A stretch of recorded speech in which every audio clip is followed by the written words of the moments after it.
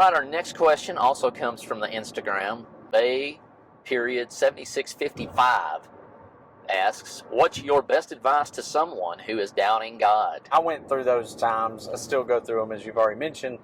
There's just questions about, well, why does it say this, or why does, and I think we have those, and it's a part of our growth process. I think when I was younger, years ago, I remember calling Greg Pollock, a friend of ours, talking to him. I was having some doubts about certain things, and he told me then, he was like, I've also had those same doubts, because I think sometimes the deeper into study you go, the more you realize you don't know, the more you realize that there's just some things that are hard to understand. Why did God choose to do things a certain way? And when we get into those, he questioned, and he said he called them growing pains. And I thought that was a pretty cool way of looking at it, because, if I'm not asking the questions, then I'm just taking certain things at face value that my parents have said, or my friends have said, or my preacher has said, or youth minister has said.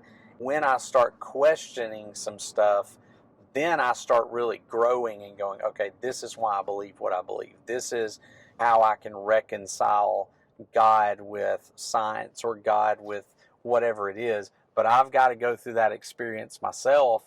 I've got to experience growing pains. So there is some benefit to the doubt that sometimes we have, because it helps us to grow. Now, you mentioned the verse earlier of the one who comes to Jesus wanting his son to be healed, I believe is the context. And, his statement is what? I believe, but what? Help my unbelief. Help my unbelief. So there was a sense in which this father who's bringing this son, he believes, but he also knows there's some element of it that he's still got to grow in. The disciples, he doesn't understand how he's going to heal him. Right. The disciples had the same kind of thing. They came to Jesus with some stuff that they weren't able to figure out. And so they brought those questions to him. And there were times when they questioned some of the things that Jesus was teaching.